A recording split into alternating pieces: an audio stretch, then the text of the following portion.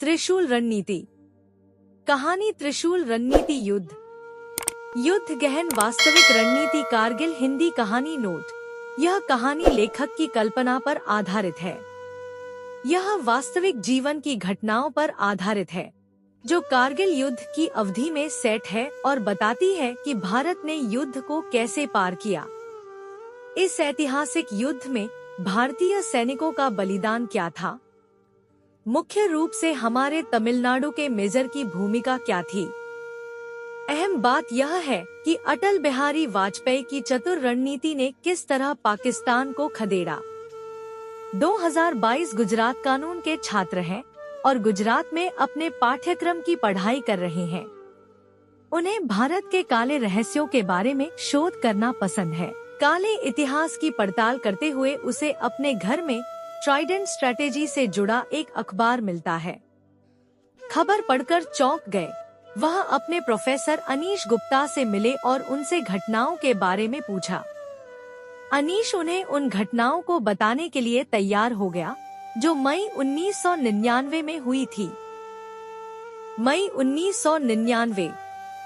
भारत 3 छोटे चरवाहे जो वहां ऊंचे पहाड़ पर बकरियां चरा रहे हैं, अपनी बकरियों को चराते हुए पहाड़ की बकरियों का शिकार करने के लिए जपरलंपा नामक पहाड़ी पर चढ़ रहे हैं। शिकार करने और दूर से देखने के लिए उनके पास दूरबीन होती थी। वे अपने घर से करीब 5 किलोमीटर दूर गए थे। शिकार के लिए वहां जो कुछ भी पहाड़ की बकरियां थी, उन्हें देखने के लिए वे दूरबीन से देखने लगे जो वे लाए हैं। तभी उन्होंने वह दृश्य देखा। उस पर्वतीय क्षेत्र में कुछ लोग सैन्य चौकी को गंभीरता से स्थापित कर रहे हैं। उन छोटे बच्चों को नहीं पता था कि वे कौन हैं और क्यों सैन्य चौकी स्थापित कर रहे हैं, लेकिन उन छोटे छोटे लड़कों को एक बात अच्छी तरह पता है कि वे लोग निश्चित रूप से भारतीय सेना के सदस्य नहीं हैं। तुरंत वे लड़के नीचे आए और वहां जो कुछ उन्होंने देखा वह सब भारतीय सेना के जवानों से कहा जो उनकी पंजाब रेजिमेंट में थे। उन्होंने तत्काल इसकी जानकारी अपने वरिष्ठ अधिकारियों को भी दी। उच्च अधिकारियों ने तुरंत 2 गश्ती वाहनों को भेजा और उनसे जांच करने को कहा कि वहां क्या हो रहा है। जब उन्होंने वहां जाकर चेक किया तो इस बात की पुष्टि हो गई कि किसी ने भारत में घुसपैठ की है।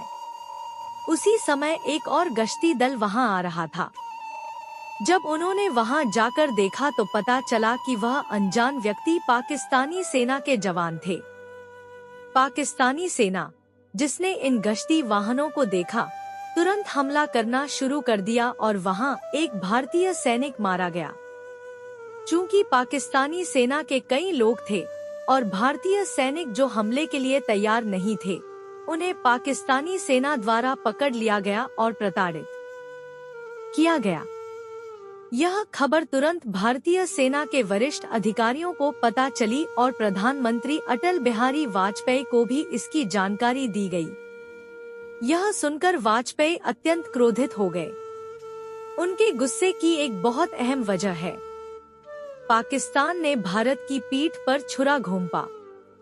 उन्होंने तुरंत एक परामर्श बैठक बुलाई। उसमें भारत के रक्षा मंत्री जॉर्ज फर्नांडीज, गृह मंत्री लालकृष्ण आडवाणी और सेना के वरिष्ठ अधिकारियों सभी से बहुत गंभीरता से सलाह ली गई और एक निर्णय पर पहुंचा। ये वाजपेयी के शब्द हैं। पाकिस्तान के साथ बातचीत करने का कोई मतलब नहीं है। उन्होंने आगे भारतीय सेना को पाकिस्तानी सेना को उन्हीं के अंदाज में जवाब देने का आदेश दिया और उसी क्षण ऑपरेशन विजय की शुरुआत हो गई। कारगिल जम्मू और कश्मीर में लद्दाख का एक हिस्सा है। हिमालय पर इसका क्षेत्रफल 2676 मीटर था, जो कुल 16,000 वर्ग किलोमीटर था। इस कारगिल क्षेत्र को जीतने के लिए पाकिस्तान ने मई 1999 में भारत पर एक अप्रत्याशित युद्ध शुरू किया। लेकिन भारत और पाकिस्तान के बीच यह आखिरी युद्ध है। भारत और पाकिस्तान दोनों के पास परमाणु हथियार थे। जैसे अमेरिका ने जापान के हिरोशिमा और नागासाकी पर बम गिराया। दुनिया के इतिहास में केवल 2 देश जो परमाणु युद्ध के लिए गए थे वह कारगिल युद्ध था। कश्मीर की राजधानी श्रीनगर कारगिल से महज 205 किलोमीटर की दूरी पर है।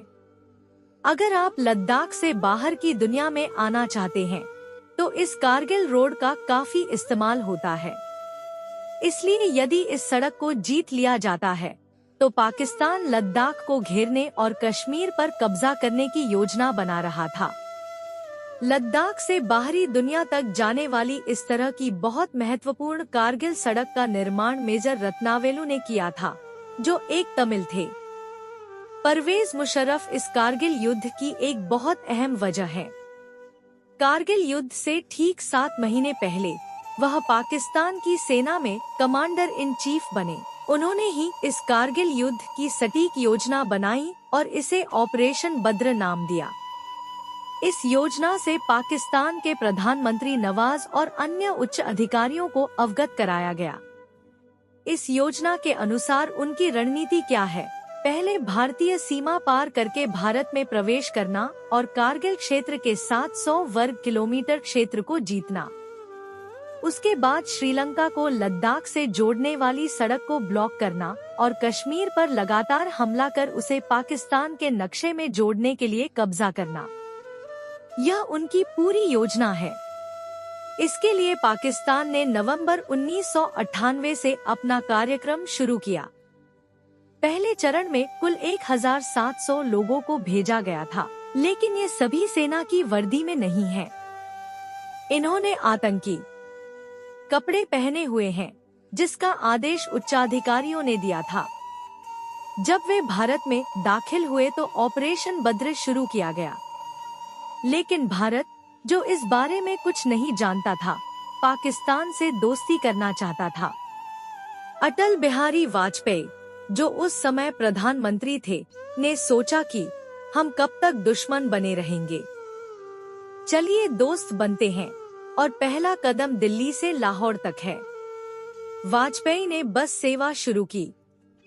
इतना ही नहीं, उन्होंने उसी बस में पाकिस्तान की यात्रा की और पाकिस्तान के प्रधानमंत्री नवाज शरीफ से मुलाकात की। वाजपेयी निजी योजना या ट्रेन का उपयोग किए बिना बस से पाकिस्तान गए। इसने विश्व के देशों का ध्यान आकर्षित किया। इसके बारे में काफी हद तक बात की गई है। इसके बारे में सोचो, भारत के प्रधानमंत्री बस में गए और वो भी पाकिस्तान। सुरक्षा के अभाव में आतंकी हमला करने की आशंका है, लेकिन अटल बिहारी वाजपेयी ने इसकी परवाह नहीं की। इसलिए वाजपेयी के वहां जाने के बाद भारत और पाकिस्तान के बीच एक समझौता हुआ। हमें किसी से लड़ने की जरूरत नहीं है, चलो दोस्त बने। वाजपेयी और पाकिस्तान के प्रधानमंत्री नवाज शरीफ दोनों ने समझौते पर हस्ताक्षर किए। यह भारत पाकिस्तान संघर्ष को समाप्त करेगा और दोस्ती बढ़ाएगा। वाजपेयी के दिमाग में एक विचार चल रहा था, लेकिन पाकिस्तान भारत की पीठ में छुरा घोंपने को तैयार था। वहीं जब उन्होंने हमारे दोस्त बनने के लिए साइन किया तो दूसरी तरफ पाकिस्तान कारगिल युद्ध की तैयारी कर रहा था। वर्तमान ठीक 8 महीने से मैंने इंट्रो में जिन बातों का जिक्र किया था, वे सब दिनेश के साथ हो रही थी। इसलिए यह सुनकर वाजपेयी को बहुत गुस्सा आया। गुप्ता ने यह कहते हुए दांत खट्टे कर दिए। उसी समय दिनेश यह अनुमान लगा रहा था कि आगे क्या होगा। मई 1999। हम पाकिस्तानी सेना को दिखाना चाहते हैं कि हम कौन हैं। वाजपेयी ने कहा, हमें इसे उस तरह से कहना है जैसा हमें कहना चाहिए। उन्होंने भारतीय सेना को उन्हें नीचे उतारने का आदेश दिया। जम्मू कश्मीर की पहाड़ियों में चल रहा युद्ध जमीन पर सामान्य युद्ध जैसा नहीं था। यह चुनौतियों से भरा है, क्योंकि जैसा हमने सोचा है वैसा भूभाग नहीं होगा। सब कुछ पहाड़ होगा और बिना पर्याप्त भोजन के। बंदूकें, विस्फोटक और ऐसी कोई भी आपूर्ति जल्दी से नहीं ले जाई जा सकती थी। इन सबसे परे वहाँ का तापमान 10 डिग्री है। इसके बारे में सोचिए, बिना पानी और भोजन के पहाड़ों पर उन्हें बड़ी बड़ी बंदूकें उठानी पड़ती हैं और लड़ना पड़ता है। इन पहाड़ों पर युद्ध की रणनीति अलग होगी। जो कोई भी पहले पहाड़ों की चोटी पर जाता है और शीर्ष पर पहुंचता है, उसका पलड़ा भारी रहेगा और उसके जीतने की संभावना अधिक होगी। तदनुसार पाकिस्तानी सेना ने दसियों हजार लोगों को भेजा। उन्होंने पहले से ही पर्वत की चोटियों और पर्वत चोटियों पर कब्जा कर लिया है। अब भारतीय सेना 30,000 जवानों को भेज रही है। चूंकि पाकिस्तानी सेना उस पहाड़ी की चोटी पर है, यदि हम दिन में उस पहाड़ी पर चढ़ते हैं तो वे जान सकते हैं। आधा रात के समय अत्यधिक ठंड में वे उन पहाड़ों पर चढ़ने लगे। भारतीय सैनिक भले ही ठंडे कपड़े पहने हुए हों, लेकिन ठंड उससे कहीं अधिक थी और भारतीय सैनिकों की हड्डियां कांप रही थी। साथ ही उन्हें तमाम बंदूकें और हथियार भी रखने पड़ते हैं। अगर पाकिस्तानी सेना ने उन्हें देख लिया तो वे उन पर हमला करना शुरू कर देंगे। जब भारतीय सैनिक ध्यान दे रहे थे तो पाकिस्तानी सेना ने हमला करना शुरू कर दिया। अब दोनों पक्षों में फायरिंग शुरू हो गई और मारपीट शुरू हो गई। वर्तमान इसमें भारत के कई महत्वपूर्ण उच्चाधिकारियों की गोली मारकर हत्या कर दी गई। इस कारगिल युद्ध में सबसे पहले शहीद होने वाले अधिकारी मेजर अर्जुन सरवनन थे। गुप्ता ने आज दिनेश से कहा, मई 28, 1999 वह तमिलनाडु के रामेश्वरम इलाके का रहने वाला है। पाकिस्तानी सेना जो पहाड़ी इलाके में 14,000 फीट की ऊंचाई पर डेरा डाले हुए थी, मेजर अर्जुन को निकासी की जिम्मेदारी दी गई थी। इसलिए 28 मई 1999 को सुबह सुबह मेजर अर्जुन अपनी सेना के साथ दुश्मन के ठिकाने पर जा चुके थे। तभी पाकिस्तानी सेना सतर्क हो गई और फायरिंग शुरू कर दी। उसमें मेजर सरवनन बुरी तरह जख्मी हो गए थे।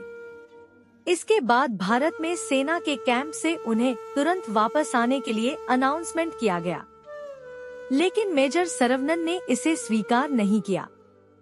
वह दुश्मन की ओर आगे बढ़ता रहा। सुबह के 6:30 सुबह 6:30 बजे मेजर सरवनन की गोली मारकर हत्या कर दी गई। तब वह 27 साल के थे। अर्जुन की मौत से पहले उसने पाकिस्तानी सेना के 4 जवानों को गोली मारी थी, अपने जीवन की परवाह किए बिना। अंत तक दुश्मन सेना पर हमला करने में उनकी बहादुरी ने भारत सरकार के दिल को गहराई तक छू लिया। उन्होंने उन्हें वीर चक्र पुरस्कार से सम्मानित किया। वर्तमान जब हर सैनिक इस तरह से लड़ रहा था तो देश की सभी पार्टियां, भारत के लोग, अभिनेता और कई कंपनियां पैसा इकट्ठा करती हैं और इसे वाजपेयी को भेजती हैं। यही वह समय था जब अटल बिहारी वाजपेयी ने एक बहुत ही महत्वपूर्ण रणनीति तैयार की थी। गुप्ता ने दिनेश से कहा, जो मेजर अर्जुन सरवनन की दुर्दशा सुनकर आंसू बहा रहा था। वह रणनीति क्या है सर? दिनेश से पूछा तो उसने जवाब दिया, वे इसे डिप्लोमेसी कहते हैं। 1999 भारत की पहली वायुसेना कारगिल युद्ध में भेजी गई थी। भारतीय वायु सेना बहुत शक्तिशाली चीज थी। तो क्या है आईएएफ? भारतीय वायु सेना की इस योजना का मतलब है, उन्होंने नियंत्रण रेखा LOC को पार करने के बारे में सोचा। भारत और पाकिस्तान के बीच नियंत्रण रेखा। वायु सेना के मुख्य कार्यकारी अधिकारी यशवंत सिन्हा ने पाकिस्तान की सीमा से आगे जाकर कुछ ठिकानों पर हमला करने की योजना बनाई, लेकिन जब उन्होंने प्रधानमंत्री वाजपेयी को यह योजना बताई तो वे इसके पूरी तरह खिलाफ थे। हमें यह गलती नहीं करनी चाहिए, उन्होंने कहा। एयर चीफ को उनकी बात बाद में ही समझ में आई, क्योंकि युद्ध में देश गलती कर सकते हैं और नियम कहीं भी तोड़ने का मौका है। इसलिए जब दो देश युद्ध में होते हैं तो दूसरे देशों के लिए उन्हें बाहर से आंकना बहुत मुश्किल होता है। प्रधानमंत्री वाजपेयी ने उसका सही इस्तेमाल किया।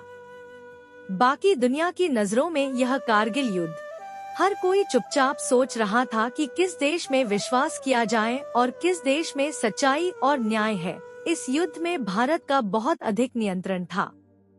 उन्होंने नियंत्रण रेखा पार इसलिए अंतर्राष्ट्रीय भूमि में जब बाकी दुनिया देख रही है। यह भारत के लिए अपनी रक्षा के लिए रक्षात्मक युद्ध जैसा था। यह पाकिस्तानी सेना है जो सीमा पार कर भारत पर हमला कर रही है। भारत सिर्फ उन्हें दूर धकेलने की कोशिश कर रहा है। भारत ने इस युद्ध को एक अवसर के रूप में इस्तेमाल किया और कहा कि हम एलओसी पार करके पाकिस्तान पर बम नहीं गिराना चाहते। भारत बस अपने देश की रक्षा करने की कोशिश कर रहा है और एक कूटनीतिक सफलता हासिल की है। तो अगले कुछ हफ्तों में European union, ASEAN regional forum, G8 देश सबने इस कारगिल युद्ध में भारत का साथ देना शुरू कर दिया। अमेरिका शुरू से देख रहा है। अमेरिका के राष्ट्रपति बिल क्लिंटन ने बिना रुके 15 जून 1999 को प्रधानमंत्री नवाज शरीफ को फोन किया और पाकिस्तान के प्रधानमंत्री को नहीं पता कि क्या करें। उस फोन कॉल में बिल क्लिंटन ने कहा, इस युद्ध को तुरंत बंद करो। यदि आपने इसे नहीं रोका तो इसका मतलब है कि अमेरिका से पाकिस्तान को दिया जाने वाला $100 अरब का कर्ज निलंबित हो जाएगा। तत्काल पाकिस्तान के प्रधानमंत्री नवाज ने एक सलाहकार बैठक की। उसके बाद 3 जुलाई को नवाज ने व्हाइट हाउस फोन किया। उन्होंने कहा, मैं सीधे अमेरिका आऊंगा और युद्ध के बारे में समझाऊंगा। बिल क्लिंटन खुद नहीं जानते कि कारगिल युद्ध के दौरान नवाज भारत पर परमाणु हथियारों का इस्तेमाल करने की योजना बना रहे हैं। वहां उन्होंने इस बारे में सवाल पूछना शुरू कर दिया। जब उन्होंने इसके बारे में पूछा तो उन्होंने कहा, मुझे इसके बारे में पता नहीं है सर। मुझे नहीं पता था कि ऐसा कुछ होने वाला है। यह कारगिल युद्ध हमारे सेना प्रमुख मुशर्रफ के नेतृत्व में हो रहा है। उसके बाद कई घंटों तक अमेरिका ने पाकिस्तान को बाएं और दाएं हाथ दिया। तब पाकिस्तान ने कहा, कृपया हमें कुछ समय दें, हम युद्ध रोक देंगे। एक रिपोर्ट तुरंत तैयार की गई और प्रकाशित की गई। उसमें उन्होंने कहा, हम भारत के खिलाफ इस युद्ध को छोड़ देंगे और हम अपनी सेना वापस ले लेंगे। जैसे ही हमारी सेना एलओसी पर पहुंचेगी, यह संधि लागू हो जाएगी। इसी तरह पाकिस्तानी सेना को भी हटा लिया गया है। 14 जुलाई 1999 को इस कारगिल युद्ध में अटल बिहारी वाजपेयी ने बताया कि भारत को एक बड़ी सफलता मिली है। इस कारगिल युद्ध की सफलता का एक अहम कारण अमेरिका था। यह युद्ध बिल क्लिंटन के कारण समाप्त हुआ। वर्तमान तो अमेरिका ने कई जगहों पर हमारी मदद की है सर, दिनेश से पूछा तो गुप्ता ने जवाब दिया, हाँ, उन्होंने हमारी मदद की, लेकिन कई बार उन्होंने हमारा विरोध किया है। जब हमने अपने परमाणु हथियार तैयार किए तो उन्होंने कहा कि हमें इसे तैयार नहीं करना चाहिए।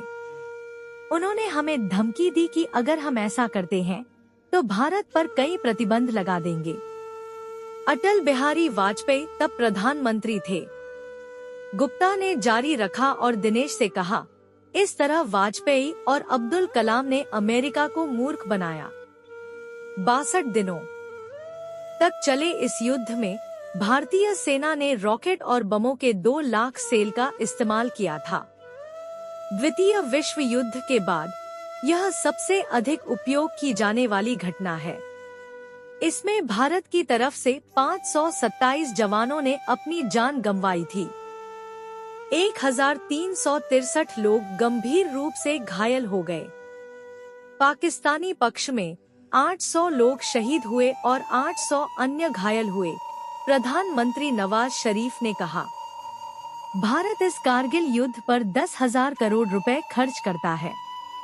इस युद्ध के बाद भारत ने अपनी सेना को मजबूत करने का फैसला किया। उसके बाद उन्होंने सेना कोष को बढ़ाकर 54,000 करोड़ कर दिया, क्योंकि इस युद्ध से पहले यह 40,000 करोड़ था। अब अकेले भारतीय सेना पर 76 अरब अमेरिकी डॉलर खर्च किए जा रहे हैं। यह सुनकर दिनेश को अपने राष्ट्र पर गर्व महसूस हुआ और उन्होंने अपने ब्लॉग में इस बारे में एक लेख लिखने का फैसला किया जिसका शीर्षक था, भारतीय गणतंत्र का जश्न, उपसंहार। कृपया इसे भारतीय रुपए में परिवर्तित करें और टिप्पणी करें। जहाँ तक मुझे पता है, मुझे लगता है कि 7 लाख करोड़ की संभावना है। सही है तो कमेंट में बताएं। दुनिया में सेना पर सबसे ज्यादा खर्च करने वाले देशों की सूची में भारत फिलहाल तीसरे नंबर पर है। यह एक और स्तर है ना? दोस्तों, अगर हमारी स्टोरी वीडियो सुनकर अगर थोड़ा सा अच्छा लगा हो तो मेरी आपसे गुजारिश है कि वीडियो को लाइक शेयर जरूर कर दें। और दोस्तों, साथ ही साथ अगर चैनल पर नए हो तो चैनल को जरूर सब्सक्राइब कर लें, क्योंकि मैं इस चैनल पर इसी तरह की वीडियो लेकर आता रहता हूँ। दोस्तों, एक बात और बता दूं आपको कि साथ ही साथ बेल आइकन जरूर प्रेस कर दे ताकि हमारी अगली वीडियो आएगी उसका नोटिफिकेशन आपको मिलता रहेगा। धन्यवाद। जय हिंद, वंदे मातरम।